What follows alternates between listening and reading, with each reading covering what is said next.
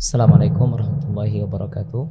Waalaikumsalam warahmatullahi wabarakatuh. Innal hamdalillah nahmaduhu wa nasta'inuhu wa nastaghfiruh wa na'udzu billahi ta'ala min shururi anfusina wa sayyiati a'malina man yahdihillahu fala mudilla lahu wa man yudlilhu fala hadiyalah. Asyhadu an la ilaha illallah wahdahu la syarikalah wa asyhadu anna Muhammadan 'abduhu wa rasuluh. Amma ba'd. Alhamdulillah, kita tidak henti-hentinya untuk senantiasa bersyukur kepada Allah Subhanahu wa taala atas berbagai limpahan karunia dan nikmatnya yang tidak terhingga. Alhamdulillah, kita hingga detik ini masih merasakan nikmat Islam, nikmat iman, nikmat sehat, nikmat kita diberikan kemampuan dan kemauan untuk bisa menjalankan kewajiban kita selaku kaum muslimin, selaku hambanya. Alhamdulillah, kita bersyukur kepada Allah Tabaraka wa Ta'ala hingga saat ini kita alhamdulillah bisa bermuwajahah, bisa bertatap muka, bisa berkumpul bersama guru kita yang sekaligus sebagai tamu untuk mengisi kajian bulanan, ya, daurah bulanan atau muhadarah bulanan bersama Al-Ustadz Al-Fadil Al-Mukarram Al-Ustadz Subakir hafizahullah ta'ala wa ra'ah. Alhamdulillah, Ustadz, insyaallah kita tidak panjang lebar.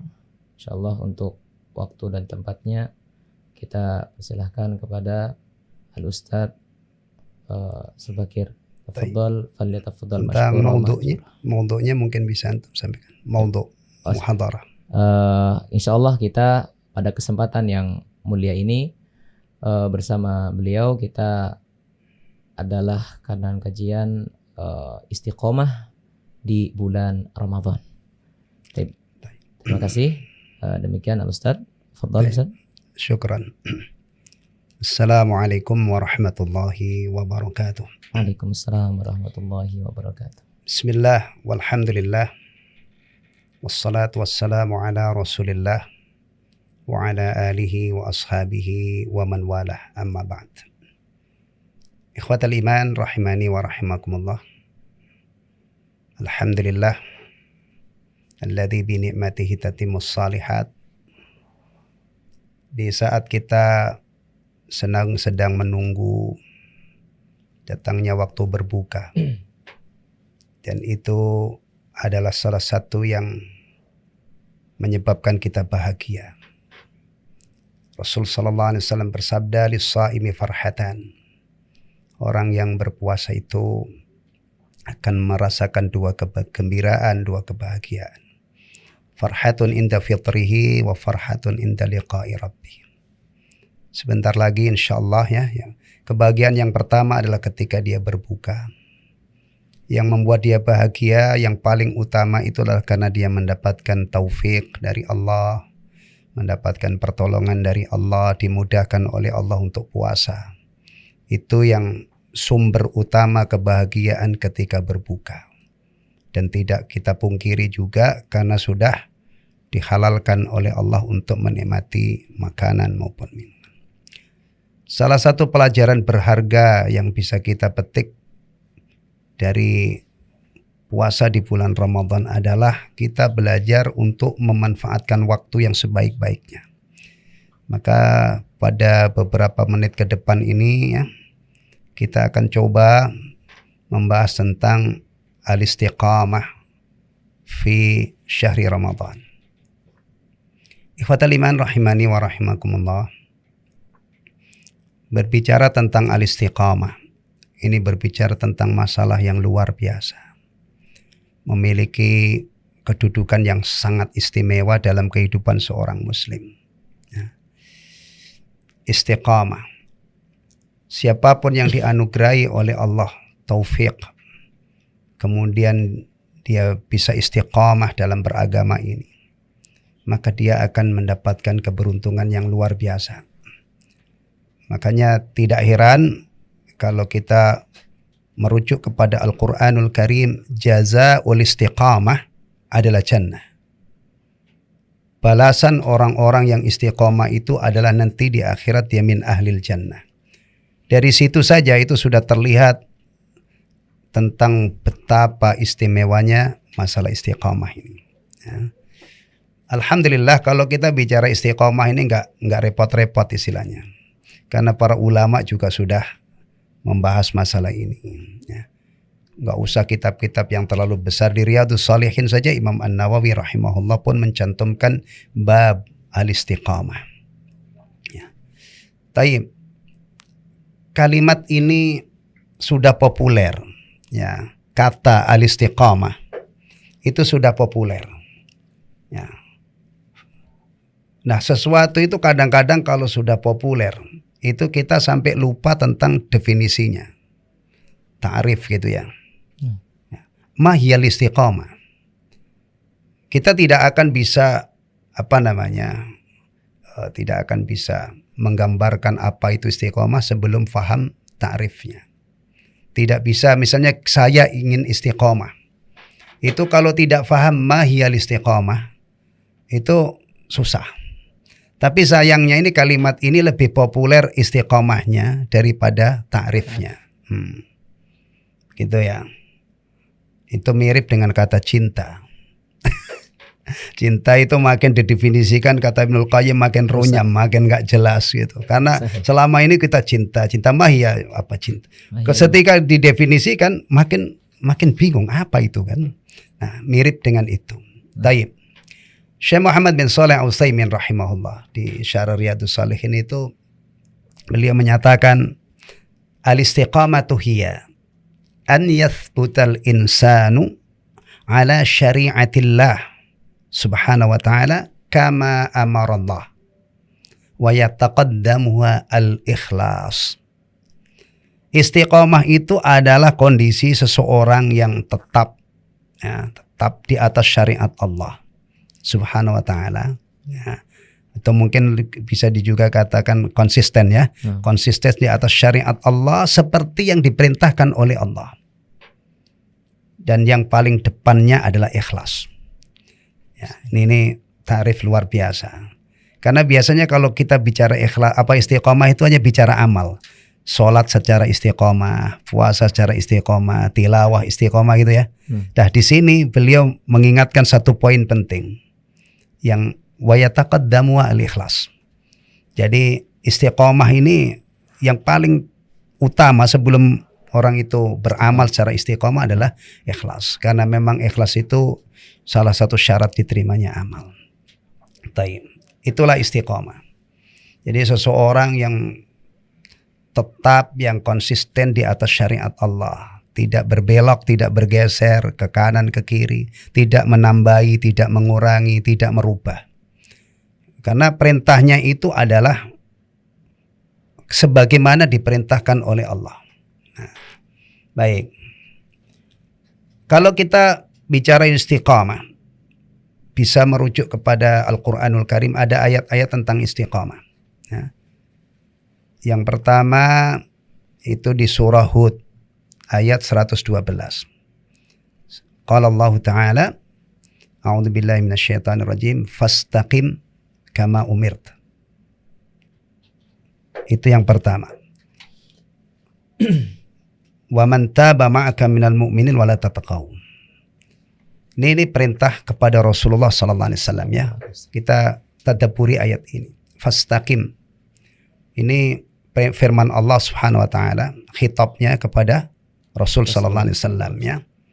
Nah, ada kaidah kalau ada perintah dari Allah kepada Rasulullah sallallahu alaihi wasallam itu adalah juga perintah kepada umatnya sepanjang tidak ada dalil yang menunjukkan itu khusus bagi Rasulullah sallallahu alaihi wasallam. Jadi ketika kita mentadabburi ayat ini harus melibatkan diri kita karena ayat ini adalah memang perintahnya kepada Rasulullah sallallahu alaihi wasallam tapi tidak ada dalil khusus yang menunjukkan ini khusus untuk Rasulullah. Berarti juga untuk umatnya.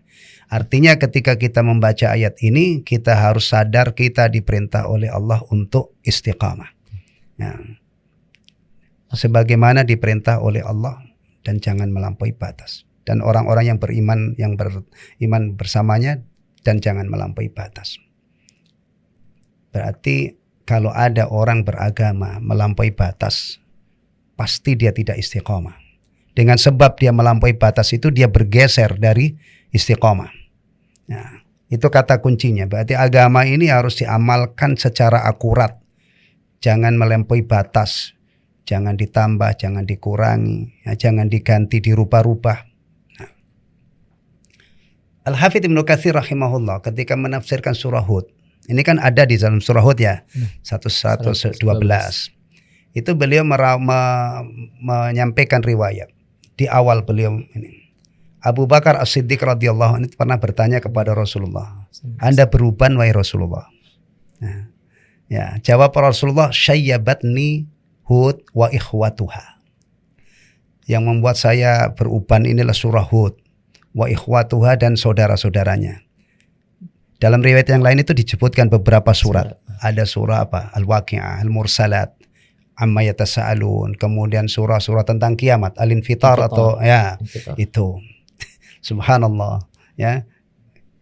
Jadi Rasulullah beruban itu karena sebab itu. Dan di dalam surah ini ada perintah kepada Rasulullah. Ini perintah yang termasuk paling berat ya. Allah perintahkan kepada Rasulullah SAW untuk istiqamah. Kalau Rasulullah SAW ya sudah pasti perintah ini sudah beliau tunaikan dengan sempurna. Hidup beliau pasti istiqamah. Tidak mungkin Rasulullah SAW diperintah oleh Allah suatu perintah kemudian gagal dalam melaksanakan perintah itu. Nggak mungkin. Kalau Rasulullah seperti itu berarti sama dengan orang biasa. Padahal Rasulullah itu istimewa. Al-ismatu thabitatun lirrasul sallallahu alaihi wasallam. Kemaksuman itu adalah melekat pada Rasulullah. Berarti kalau seandainya Rasulullah itu diperintah kemudian kayak kita ini nggak beres, berarti Rasulullah nggak maksum dong. Ya kan? Taib. Nah, ini tinggal kita ini yang diperintah oleh Allah, yang asalnya itu kepada Rasul tapi juga menjalar kepada kita sebagai umatnya, karena ini tidak ada dalil bahwa ini khusus kepada Rasulullah.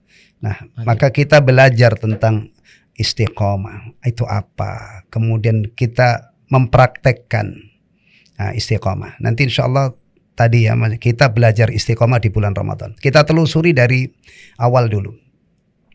Itu ada 2 ayat. Allah memerintahkan kepada Rasul supaya istiqamah. Yang pertama di surah Hud, yang kedua di surah Asy-Syura ya, surah Asy-Syura ayat 15. Itu juga Allah perintahkan kepada Rasul wastaqim kama umir wala tattabi ahwaahum. Istiqamahlah kamu ya, sebagaimana kamu diperintah oleh Allah Subhanahu wa taala, dan jangan kamu ikuti hawa nafsu mereka. Kalau yang pertama tadi melampaui batas, itu akan membuat orang keluar dari zona istiqamah. Kedua, mengikuti hawa nafsu juga akan membuat orang itu keluar dari zona istiqamah. Taib. Istiqamah ini luar biasa ya. Jadi kalau sampai ada ungkapan al-istiqamatu khairun min alfi karamah. Ya. Istiqamah khairun alfi karamah. Ana lupa sahib makalah ini, tapi ini memang hak. Ya. Hak. Antum bisa bayangkan orang itu kalau dikasih taufik oleh Allah, sekali dia muslim, kemudian istiqamah. Subhanallah. Apalagi kalau dikasih umur yang panjang gitu ya, bertahun-tahun dia bisa istiqamah. Itu luar biasa. Dan memang syariat Islam itu harus diamalkan secara istiqamah. Sholat 5 waktu istiqamah, Jumatan istiqamah, puasa istiqamah. Setiap ketemu Ramadan kita ketemu puasa. Begitu juga semuanya. Dzikir yang diajarkan, dzikir pada sholat istiqamah setiap. Jadi kalau orang ini dia berusaha, dan tentunya ini bukan masalah ringan ya, kita lebih tepatnya mujahadah. Mujahadah, dia berjuang dengan sungguh-sungguh bagaimana supaya tidak keluar dari zona istiqamah ini. Umurnya itu mubarak, padat berisi. Maka kalau kita lihat jazanya ya ada kita bisa merujuk 2 ayat, yaitu di surah Fussilat ayat 30-31. Antum hafal surah ini, innalladzina qalu rabbunallahu tsumma istaqamu tatanazzalu alaihimul malaikatu alla takhafu wa la tahzanu. Al-ayah. Ya. Kemudian yang kedua adalah di surah Al-Ahqaf ayat 13-14. Innalladzina qalu rabbunallahu tsumma istaqamu fala khaufun alaihim wa la hum yahzanun. Al-ayah. Intinya ya, kalau kita melihat 2 ayat ini, tadi 2 ayat berisi perintah ya, perintah istiqamah. Awalnya kepada Rasulullah, kemudian menjalar kepada umatnya. Berarti yang diperintah, yang istiqamah oleh Allah Tabaraka wa Ta'ala itu bukan hanya Rasulullah, tapi umatnya juga. Taib. Sekarang kita bicara jazaknya. Ketika istiqamah ini berhasil dipraktekkan dalam kehidupan seorang mukmin, ya, ternyata di 2 ayat ini jazaknya jelas, intinya jannah. Jannah, ya. Dengan takbir yang berbeda ya. Yang pertama itu Masya Allah akan turun malaikat kepadanya di saat dia mau meninggal gitu ya. Jangan kamu bersedih, jangan kamu takut ya, dan seterusnya. Kemudian suasana nanti kalau sudah di surga itu disebutkan kamu akan mendapatkan apa saja yang kamu inginkan, apa dapat saja yang kamu minta. Masya Allah ya. Yang ayat yang kedua juga demikian, ulaika ashabul jannah khalidina fiha bima kanu ya'malun. Jazaan bima kanu ya'malun. Baik. Antum perhatikan ini. Intinya itu. Berarti orang-orang yang merindukan surga, salah satunya adalah dia harus ingat masalah al-istiqamah. Ya. Al-istiqamah. Ini masalah besar ya. Kalau bisa masuk ke dalam kehidupan seseorang, maka akan padat berisi dengan amalan-amalan yang diridhoi oleh Allah. Yang di ujung ayat itu tadi disebutkan jazaa'an bima kanu ya'malun, sebagai balasan apa yang mereka kerjakan. Nah, ini ada masalah ini. Banyak ayat yang mengatakan surga itu jazaa'an bima kanu ya'malun. Tetapi Rasulullah SAW bersabda, tidak akan selamat seorang pun di antara kamu dengan amalnya, kecuali kalau Allah mencurahkan rahmatnya. Nah, ini nih menarik untuk ini juga. Kadang-kadang ada orang yang bersandar dengan ayat-ayat seperti ini sampai lupa ya, bahwa masuk surga itu bukan hanya amal. Bahkan amal itu statusnya hanya asbab saja, asbab. Ada juga yang bersandar dengan rahmat Allah sampai tidak peduli amal. Nah, ini khatir jiddan, bahaya banget. Ketika orang bersandar dengan ayat-ayat seperti ini, lupa ada satu lagi yang menyebabkan orang itu sampai di surga, yaitu rahmat. Itu bahaya. Juga tidak kalah bahayanya kalau orang mengatakan masuk surga itu bukan karena amal. Titik. Nah, sahih. Antum bisa melihat khuturah, kadar bahayanya prinsip ini. Nanti orang-orang yang taat itu bisa dilemahkan oleh orang-orang fasik. Rajin ibadah belum tentu masuk surga. Nah, ini sebenarnya sudah dijelaskan oleh para ulama. Cuman kadang-kadang menjelaskannya itu sendiri-sendiri, tidak merujuk. Punya kaitan erat sebenarnya ya antara amal dengan rahmat. Jadi jangan dipisahkan. Amal itu hanya sebab. Maksudnya orang mendapatkan surga itu bukan iwat, bukan pengganti daripada amalnya. Karena nggak mungkin. Apalagi masuk surga itu nggak ada syaratnya, nggak ada syarat minimalnya. Sekarang kalau misalnya ada orang qadarullah punya umur 1000 tahun. 1000 tahun dia taat terus, sujud terus, nggak pernah maksiat sekejap. Seimbang nggak dibanding dengan jannah? Dia kekal di dalamnya? Enggak. Maka ini yang harus difahami. Jadi amal itu penting sebagai sebab untuk meraih rahmat Allah Subhanahu wa taala sampai akhirnya ke surga.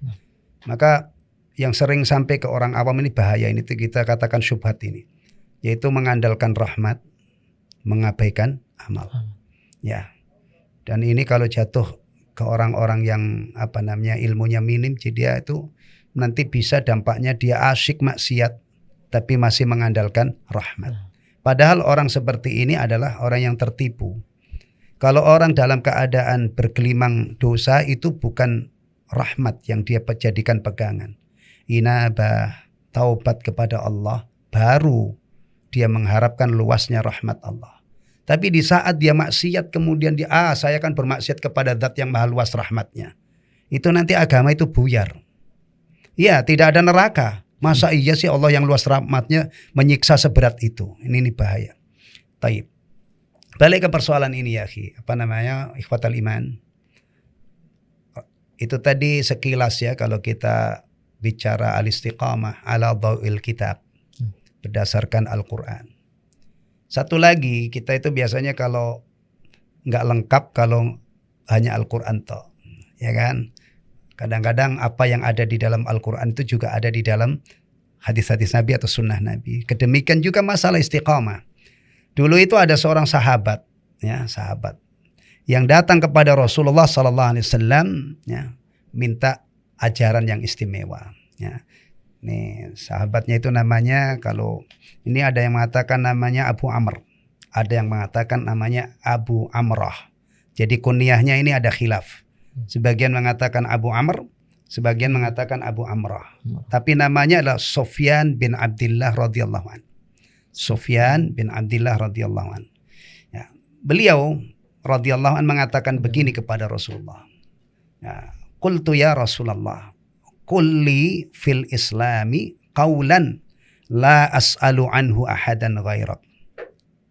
Ini ya, hebatnya sahabat ini. Beliau mengatakan, wahai Rasulullah, ajarkan kepadaku tentang Islam ya, satu masalah tentang Islam yang saya tidak akan bertanya kepada seorang pun selain engkau. Maksudnya minta apa pelajaran yang pokoknya ketika sudah dijawab oleh Rasulullah permintaannya ini, dia tidak akan bertanya kepada siapapun. Pelajaran yang jami', ya, kalimat yang cakupannya luas sehingga tidak perlu lagi. Subhanallah. Nah, ini sahabat radhiyallahu an ini bertanya kepada seseorang yang memang punya keistimewaan. Rasulullah SAW itu kan salah satu keistimewaannya dianugerahi oleh Allah jawami'ul kalim. Beliau itu bisa mengungkapkannya kata-kata, mengucapkan kata yang ringkas tapi padat. Maka permintaan sahabat radhiyallahu anhu ini cukup dijawab oleh Rasulullah. Qul amantu billah tsumma istaqim. Nah, nih berarti ini adalah min jawami'il kalim. Jawaban Rasulullah SAW ini adalah ringkas tapi cakupannya luas. Bahkan meringkas seluruh aspek keislaman ini. Mulai dari akidah, ibadah, akhlak dan lain sebagainya. Ya. Karena kalau bicara istiqomah itu ya istiqomah dalam akidah, dalam iman, istiqomah dalam ibadah dan seterusnya. Subhanallah. Ini ya. Qul, katakanlah amantu billah. Aku beriman kepada Allah. Ya. Para ulama mengingatkan kalau ada kata, ya misalnya nas mengatakan kul, katakanlah, tapi kaitannya dengan masalah iman, itu tidak mungkin tuntutannya itu hanya mengucapkan di lisan. Karena ini masalah akidah. Akidah itu tidak hanya terwakili dengan ucapan lisan. Maka ini harus dimaknai qul amantu billah, katakanlah aku beriman kepada Allah, itu berawal dari saya meyakini, mengimani dalam hati saya tentang Allah. Ya. Dan ulama-ulama Ahlussunnah sudah menjelaskan apa substansi iman kepada Allah itu. Apa yang harus diimani tentang Allah. Ya. Pertama tentang wujudillah, yakin Allah itu ada. Tentang rububiyah Allah, bahwa Allah adalah pencipta dan pengatur alam semesta. Tentang uluhiyah Allah, ya, tentang uluhiyah Allah, yaitu keyakinan bahwa yang punya hak disembah dan diibadah itu hanya Allah, wahdahu la syarikalah. Meyakini bahwa Allah memiliki nama-nama yang sangat bagus dan sifat-sifat yang maha tinggi yang tidak sama dengan sifat makhluknya. Itu substansinya. Syekh Ibnu Utsaimin menjabarkan itu. Al-imanu billah yatadammanu arba'ata umur. Iman kepada Allah itu mencakup 4 hal. Al-imanu biwujudillah, al-imanu bi rububiyatihi, wal imanu bi uluhiyatihi, wal iman bi asma'ihi wa sifatihi. Nah, ini berarti imani, yakini tentang Allah dengan substansi tadi, kemudian istiqamah.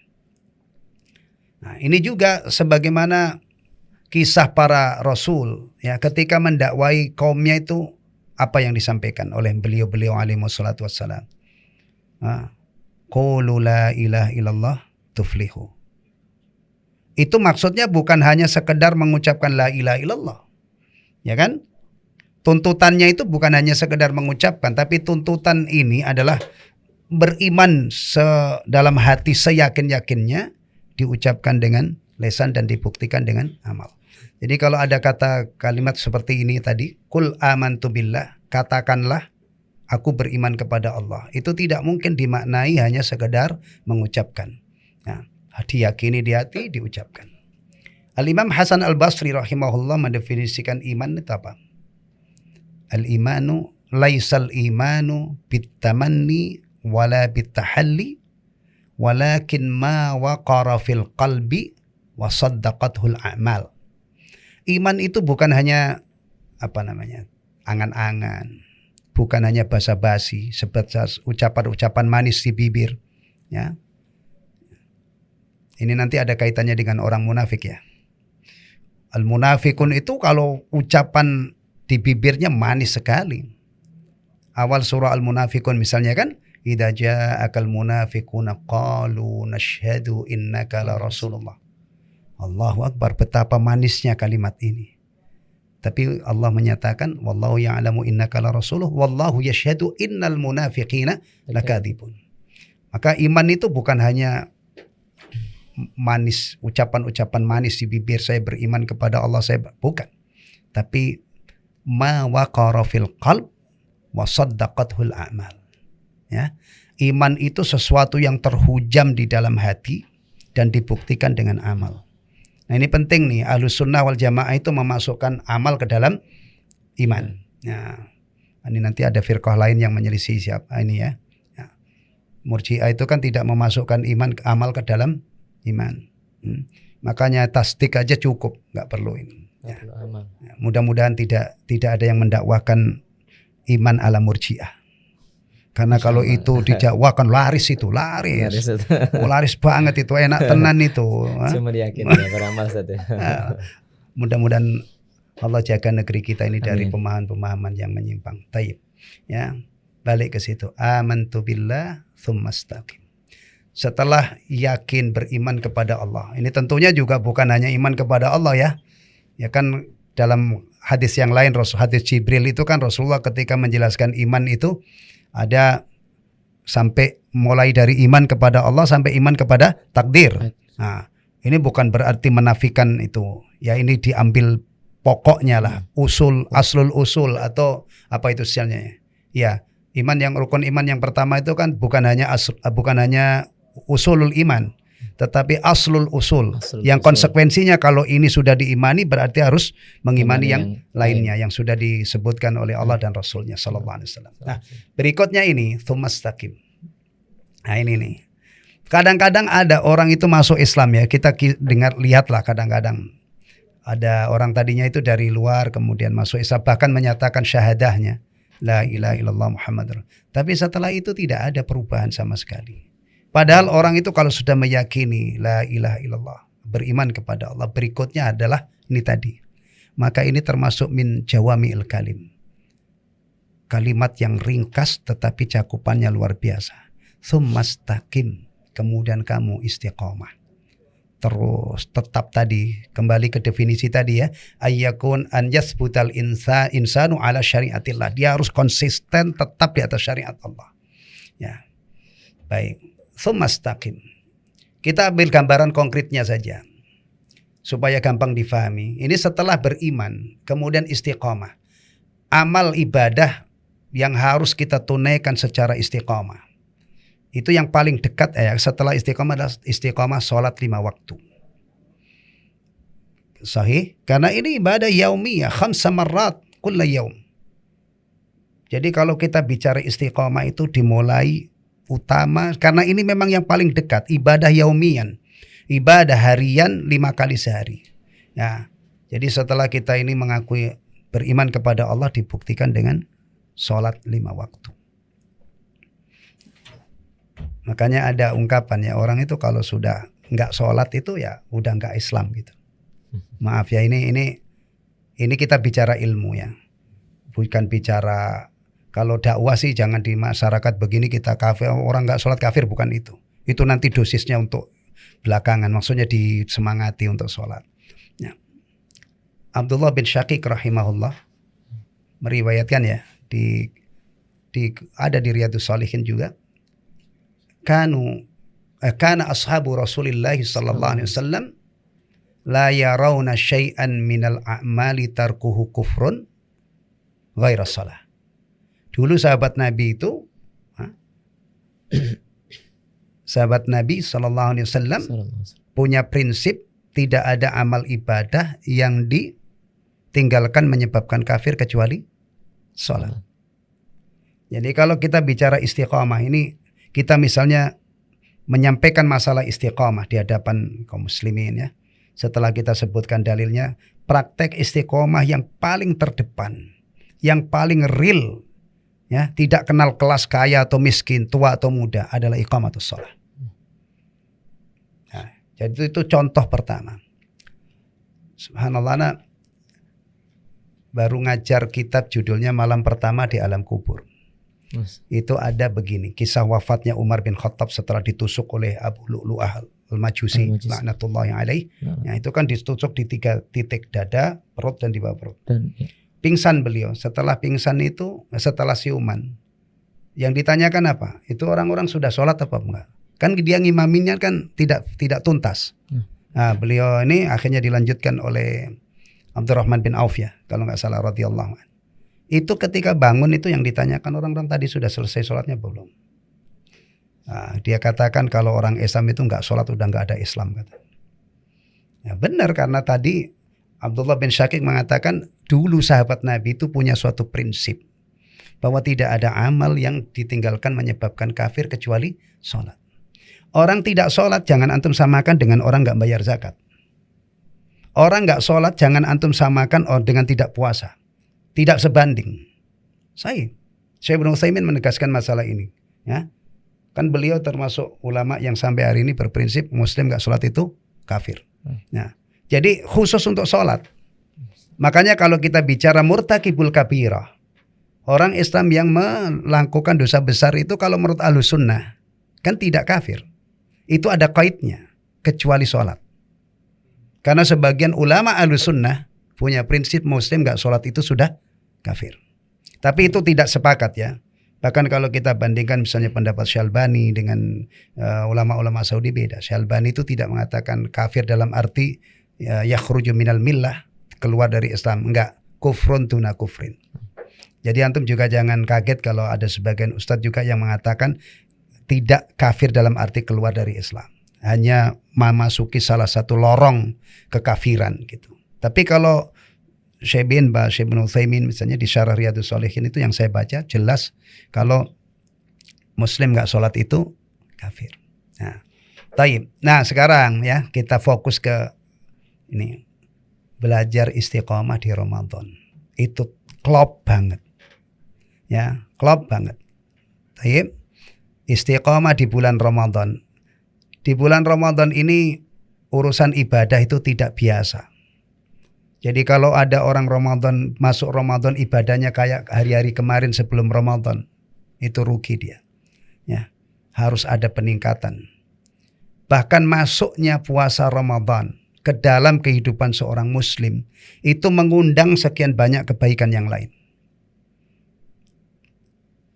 Tidak mungkin ya ulama-ulama Islam itu menjelaskan bahwa puasa itu cukup dimaknai dengan meninggalkan makan dan minum. Enggak. Bahkan kadang-kadang orang itu sudah puasa, tapi dia melanggar ya, melakukan hal-hal yang tidak layak dilakukan oleh orang puasa. Itu menjadi sangat naif, sangat janggal, bahkan bisa mengancam puasanya tidak dapat apa-apa. Saya ambilkan contoh. Orang puasa tapi masih mengucapkan kata-kata yang dibenci oleh Allah. Dia masih ghibah, masih namimah, melakukan dusta misalnya. Kan parah itu. Berarti hadirnya puasa dalam kehidupan kita itu juga mengundang sekian banyak amal soleh yang bisa kita jadikan isi Ramadan dari awal sampai akhir. Bahkan nanti di penghujung Ramadan 10 hari yang terakhir itu mestinya lebih ini lagi. Jadi kalau kita belajar istiqamah di bulan Ramadan 30 hari itu ya, dari awal sampai akhir atau 29 hari. Ini adalah zaman atau waktu yang paling efektif, yang paling istimewa untuk belajar istiqamah. Ya. Misalnya istiqamah sholat.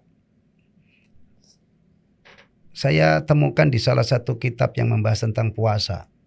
Adabus siyam itu ada adab wajib dan ada adab mustahabbah. Adab wajib, al-adab al-wajibah itu diantaranya adalah iqamatus sholat. Jadi jangan sampai orang puasa tapi dia tidak sholat. Tuh. Termasuk adab wajibah adalah meninggalkan ucapan-ucapan yang dimurkai oleh Allah. Ya, kalau adab yang sunnah itu misalnya sahur, takhirus sahur, mengakhirkan sahur, buka, menyegerakan buka, itu termasuk adab yang mustahabbah. Nah, tapi kalau ini memang antum bayangkan orang puasa tapi nggak sholat, itu aneh. Berarti ketika orang itu datang kewajiban puasa, berarti urusan sholat dia belajar, saya harus menjaga sholat. Istiqomah sholat, istiqomah puasa 30 hari, istiqomah tilawatul Quran, istiqomah tarawih, istiqomah akhlakul karimah. Nah, sebenarnya sih setiap hari ini adalah wahana untuk istiqomah, ya kan? Tapi kan ada saat-saat istimewa untuk meningkatkan keistiqomahan yang diharapkan nanti itu menjalar pada hari-hari yang lain. Dan biasanya para da'i ilallah itu kalau di Idul Fitr menjelang akhir Ramadan, pasti materi yang unggulan yang mereka sampaikan kepada kaum muslimin adalah hendaknya amal-amal soleh yang kita tekuni selama Ramadan itu kita pertahankan ba'da Ramadan. Nah, itu nanti biasanya ini ya, tausiah di penghujung Ramadan. Jadi Ramadan itu hari-hari pertama kita belajar istiqamah. Istiqamah menjaga lisan, istiqamah sholat 5 waktu, istiqamah dzikir, istiqamah. Itu waktu yang paling istimewa adalah ketika kita diberi kesempatan oleh Allah Subhanahu wa ta'ala bertemu dengan Ramadan. Momentum istimewa untuk belajar istiqamah. Dan ini sudah disampaikan oleh para ulama, digaungkan. Tidak pernah bosan-bosannya. Nah, terakhir kalkulasinya ya. Kita itu kalau istiqomah misalnya ya, itu subhanallah akan pada akhirnya itu akan menghasilkan sebuah tumpukan amal secara kuantiti ya, secara jumlah itu luar biasa. Saya berikan contoh ya, kita bayangkan bersama. Ketika seseorang itu misalnya rumahnya 300 meter dari masjid, 300 meter, dia termasuk orang yang iltizam terhadap masjid. Setiap ada adzan dia respon, dia datangin masjid itu. Sekali jalan 300, pulang pergi 600 kali 5 berapa itu? Ya, 3000 meter ya, kali 5 3 kilo ya. 600 pulang pergi kalau asumsikan kali 5. 300 kali 5 berapa itu? 1.500. 1,5 kilo setiap hari. Langkah kakinya. Kan Allah menghargai orang yang sholat jamaah itu kan per langkah kaki. Ya, kita nanti akan ketemu subhanallah. Kalau 10 tahun orang ini istiqamah, mondar-mandir rumah masjid. Taruhlah 80% dari umurnya dia manfaatkan untuk mondar-mandir ke masjid. Karena orang kan tidak di rumah terus kadang-kadang. Kita ambil misalnya 80%, 10 tahun dia istiqomah. Setiap dengar adzan dia siap-siap kemudian pergi ke masjid. Dari langkah kakinya berapa? Itu jarak tempuhnya dia berapa? Ya. Udah. Menyelam sambil minum air, ibadah sambil olahraga kalau dia jalan kaki. Ya. Sementara di luar sana itu kadang-kadang ada orang untuk menjaga kualitas tulangnya supaya tidak osteoporosis ya. Itu dia harus melangkah olahraga 10.000 kali langkah. Sementara orang ini dia mondar-mandir ke masjid sudah lebih dari itu. Dzikir ba'da shalah, ya.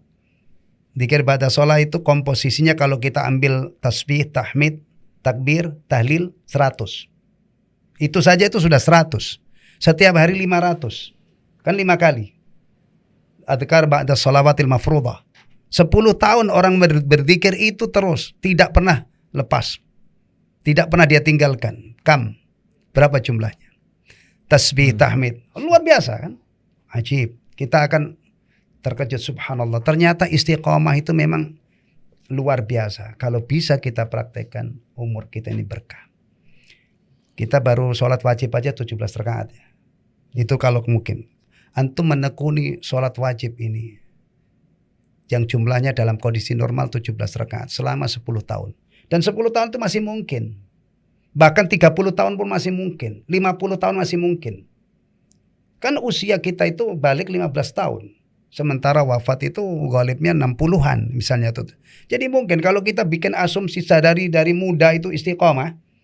Dan itu mungkin anak-anak kecil itu kalau sudah kita didik dari 7 tahun dibawa ke masjid. Insya Allah sampai tua dia biasa ke masjid.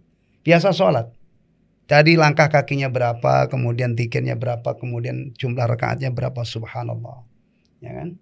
Mirip dengan orang nabung. Orang nabung setiap hari nabung 500 perak atau 1000 misalnya ya. Puluhan tahun dia tekunin. Berapa hasil? Inilah istimewanya istiqamah yang kita sudah tahu tadi. Allah memerintahkan kepada Rasul untuk istiqamah. Kemudian Rasul SAW ketika ada seorang sahabat yang minta ajaran istimewa, diajari qul amantu billah tsumma istaqim. Dan kita sekarang ada di bulan Ramadan, bulan yang paling klop, yang paling pas untuk belajar istiqamah. Wallahul musta'an. Mudah-mudahan taufik Allah Subhanahu wa taala selalu dilimpahkan kepada kita, kepada keluarga kita, kepada kaum muslimin, sehingga umur mereka itu padat berisi dengan amalan-amalan yang diridhoi oleh Allah, yang mudah-mudahan tadi jazanya jelas di 2 ayat dalam Al-Qur'an. Jazaul istiqamah adalah surga. Ya, sudah itu menjadi istilahnya, surga itu menjadi impian tertinggi, cita-cita tertinggi setiap mukmin. Wallahu taala alam bissawab. Syukran jazakallah khairan Ustaz atas tausiahnya. Banyak ilmu yang kita dapatkan, alhamdulillah. Begitu besar ya perkara istiqomah yang kita ambil pelajaran dari Al-Ustadz Al-Fadil, Ustadz Subakir, di mana istiqomah ini balasannya adalah surga, kenikmatan yang tidak pernah belum pernah terlihat oleh mata, kenikmatan yang belum pernah terdengar oleh telinga, belum pernah terbesit di dalam hati manusia. Alhamdulillah, semoga ini bermanfaat bagi saya diri pribadi, dari untuk semua yang menyaksikan tausiah pada kesempatan sore hari ini. Ya, sebelum kita tutup Ustaz, insyaallah di sana ada as-su'al wal jawab, ya, tanya jawab. Mungkin dari teman-teman ya, ketika emang ada yang perlu ditanyakan, tafadhol masykurah untuk ditanyakan langsung kepada Al-Ustadz. Ya, bisa langsung. Fadhal. Katanya. Assalamualaikum warahmatullahi wabarakatuh. Waalaikumsalam warahmatullahi wabarakatuh. Ini ada sedikit pertanyaan Ustaz. Jadi sebagian masyarakat atau sebagian kaum muslimin, mereka ketika di bulan Ramadan itu ada yang terbesit dalam hatinya, oh saya ketika di bulan Ramadan harus taat kepada Allah. Nah, namun nanti setelah Ramadan saya bermaksiat. Artinya ketika Ramadan ini berhenti dulu maksiat. Nah, bagaimana kondisi orang-orang seperti ini? Baik. Hanya sekedar mereka beramal soleh ketika bulan Ramadan saja, tapi di bulan Ramadan balik lagi ke maksiatan. Balik lagi. Taib. Jazakallah khairan. Ikhwatal iman. Inilah tantangan dakwah. Ya. Ketika kita melihat ketidakidealan ini, ya. Beginilah kondisi manusia. Manusia itu kalau tanpa dakwah, tanpa nasihat, tanpa dibimbing, ya begini ini. Makanya untuk menciptakan kondisi ya, kaum muslimin itu bisa istiqomah, bisa tetap ibadah sepanjang umurnya ya. Itu harus ada yang selalu mengingatkan, menggaungkan dan menyampaikan masalah ini. Manusia itu meskipun berakal sehat gitu ya, kalau dibiarkan tanpa bimbingan wahyu, ya begitulah. Nah sekarang ini kalau kita bicara ini tidak sepenuhnya salahnya orang-orang itu. Orang-orang yang punya ilmu, yang seharusnya dia itu bisa ikut andil untuk meminimalisir. Atau kalau orang Jawa bilang urun-urun rembuk lah. Nasihati orang supaya jangan seperti itu. Itu juga perlu dilihat. Orang-orang yang punya ilmu itu sudah menjalankan kewajibannya atau belum. Nah itu.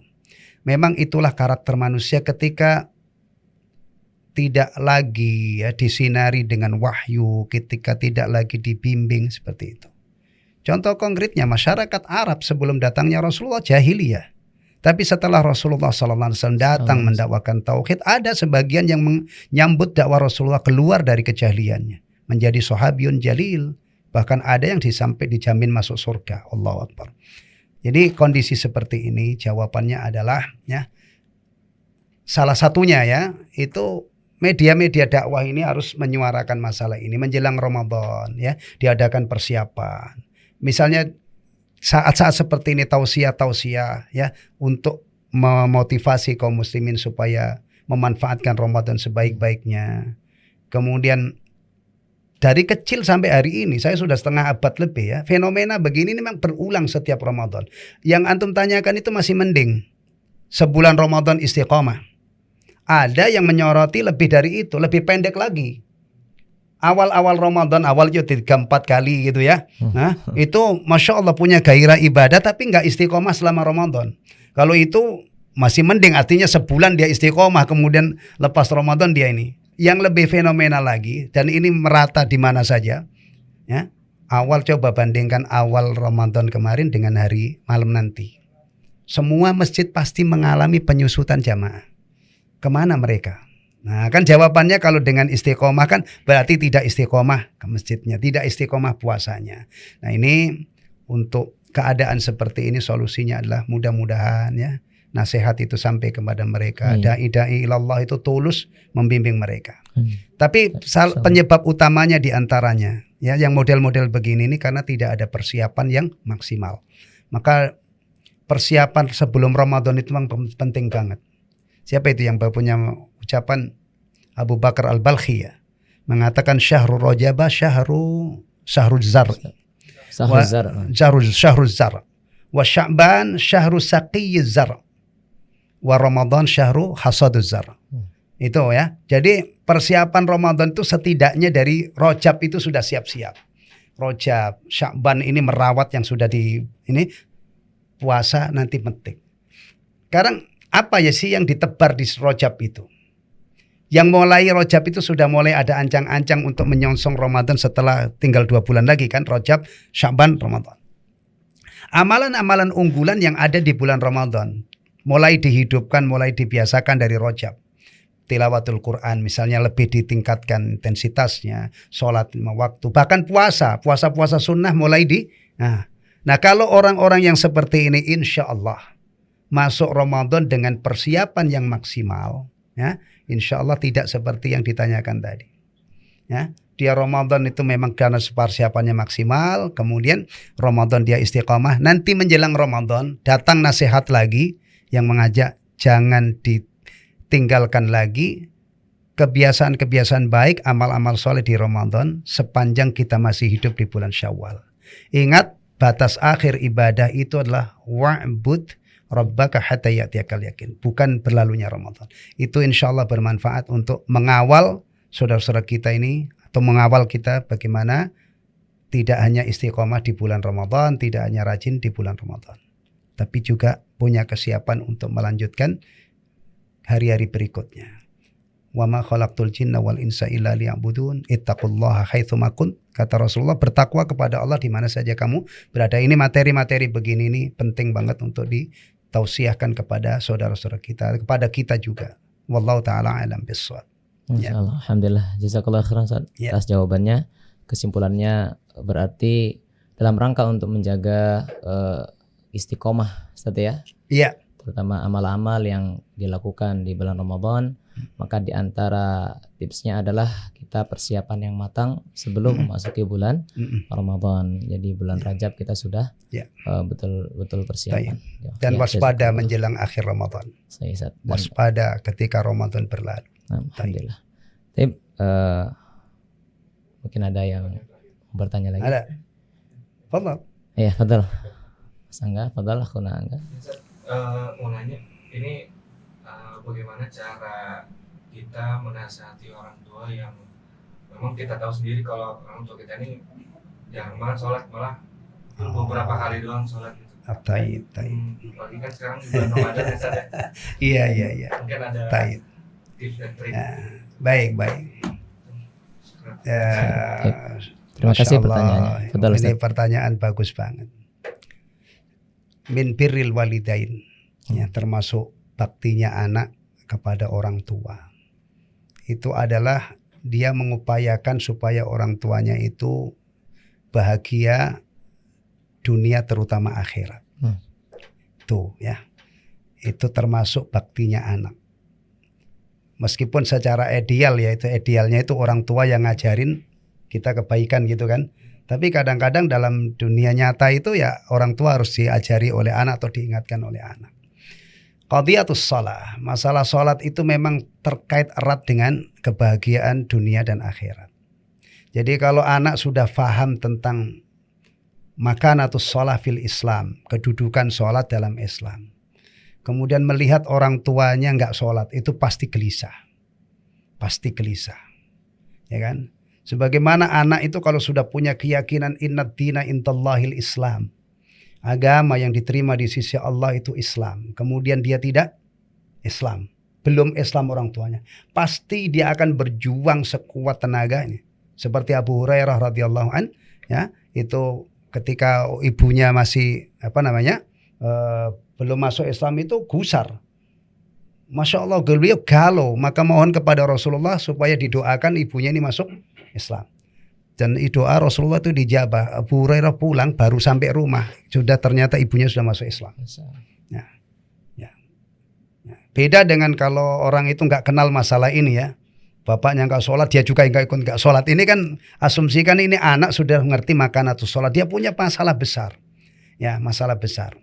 Bagaimana menasihati orang tua yang sholat. Ini harus hati-hati ya. Di satu sisi kita menasihati, yang dinasihati itu orang tua. Orang tua dalam arti orang tua sebenarnya ya, ibu atau bapak kita. Berarti kita ini harus berpikir keras bagaimana cara yang paling efektif. Ya kan? Karena kadang orang itu karena girohnya ingin itu, kadang-kadang niatnya sudah baik, tapi caranya nggak sopan. Ya kan? Itu kan juga salah. Jadi ada dua hal ini. Satu, bagaimana saya menasehati ini, sementara objek nasihatnya ini adalah orang yang wajib di satu sisi kita muliakan. Apalagi orang tua menganggap anak. Orang tua terhadap anak, siapapun anaknya, hatta dia mungkin profesor, syekh kabir, tapi kan orang tua memandang itu adalah anak kan. Nah, berarti di sini memeras otak kita ini bagaimana ini bisa tersampaikan kepada orang yang kita hormati, yang kita pikirkan kebahagiaannya. Jadi harus memadukan antara materi nasihat dengan cara nasihati. Nah, kalau sudah begini, kan kita ini makhluk berakal ya, itu nanti akan muncul ide-ide. Mungkin ya pertama, sebagai anak ya saya gambarkan. Kira-kira kalau anak itu cuman Pak sholat Pak ya, misalnya gitu ya. Dibanding dengan anaknya ini misalnya datang ke orang tuanya, dia bawa sarung. Nah, sarung favoritnya orang tua itu dia tahu pakaiannya. Beli apa pakaian, beli peci. Kemudian Pak ini hadiah untuk Bapak. Mungkin ini juga efektif, lebih efektif daripada bicara. Kalau bicara itu kadang-kadang mungkin orangnya emosi ya, tapi siapa tahu ini hadiah ini membuat dia haru. Ya Allah itu mungkin ya kan? Mungkin. Atau ada ini, kalau siapapun orangnya di hadapan orang tua itu ya, tetap anak. Sepinter apapun, sealim apapun itu dia ini anak saya. Tidak melihat dia itu statusnya sebagai ini. Mungkin salah satu cara adalah kalau ada acara-acara keluarga, ya, itu pinjam orang-orang yang berwibawa di mata orang tua kita. Kalau kita yang nasihati mungkin nggak didengar, ya kan? Panggil ustadz, ada tausiah di dalam masalah ini. Ya. Atau ustadznya diorder juga nggak apa-apa. Misalnya ustadz tadi tolong sampaikan tentang ahamiyah iqamatis sholat, tentang pentingnya iqamatus sholat. Jadi biarkan dia dengar dari orang lain. Atau kalau misalnya tingkat intelektualitasnya bagus gitu ya, mungkin dia buku, mungkin. Tapi kalau petani di kampung nggak pernah baca buku misalnya, ya itu tidak efektif. Lebih efektif beliin sarung, beliin baju, kemudian nih Pak tolong dipakai untuk sholat. Itu diantara kiat-kiat. Jadi kalau kita punya niat baik ya, itu pasti banyak ide. Ya, banyak ide. Kalau benar-benar mikir ini bagaimana orang tua saya supaya sholat, itu akan muncul ide. Tapi kalau kita tidak peduli, tidak akan pernah ide. Benar ya, hidup kita kan begitu. Kalau kita menghadapi suatu masalah, kita pikir serius, ada ini. Atau kadang-kadang malah kita sampai konsultasi ke orang kan, Ustadz ini gimana sih misalnya. Nah insya Allah dengan ikhtiar seperti itu, anak sudah membuktikan, menunjukkan baktinya kepada dua orang tua. Jadi sangat tergantung dengan kondisi orang tua itu. Tingkat pendidikannya, tingkat aktualitasnya, siapa dia ya. Apalagi kalau orang tuanya ini misalnya fakir ya, sangat tergantung dengan anaknya. Kemudian dia beliin baju yang dia tidak sanggup beli. Nah, tapi kalau orang kaya raya misalnya mungkin dengan itu nggak efektif ya. Apa bapak juga mampu beli kan bisa begitu. Tapi ya itu sangat kondisional sifatnya dengan sesuai dengan keadaan orang tua yang menjadi objek nasihat tadi. Wallahu taala alam bissawab. Ya. Insyaallah. Jazakallahu khairan Ustaz atas jawabannya. Alhamdulillah. Ya, intinya kita ya harus pintar untuk kemudian mengatur ya ketika kita berdakwah kepada hikmah juga orang yang terdekat kita, maka harus paham-paham, harus pintar-pintar untuk mengolah bagaimana kita bisa menyampaikan kebenaran kepada orang yang kita dakwahi, di mana itu adalah orang terdekat kita.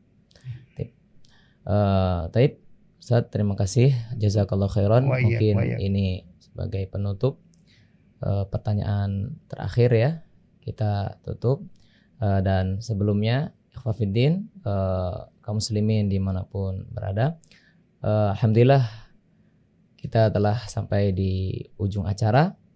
Dan sebelumnya saya ucapkan terima kasih, jazakumullah khairan kepada Ustaz Subakir yang alhamdulillah mampu meluangkan waktu untuk bisa hadir ya di studio Ma'had Lughatul Quran ini Ustaz. Alhamdulillah. Dan jangan lupa kepada ikhwas sekalian untuk mengikuti agenda kita ya Lughatul Quran terutama di bulan Ramadan ini di sosial media. Kita alhamdulillah hadir untuk menemani waktu-waktu teman-teman sekalian ya. Silahkan diikuti acaranya di media sosial yang ada. Terima kasih kepada semuanya. Kita tutup dengan kafatul majelis. Subhanakallahumma bihamdika asyhadu an la ilaha illa anta astaghfiruka wa atubu ilaik. Assalamualaikum warahmatullahi wabarakatuh. Waalaikumsalam warahmatullahi wabarakatuh.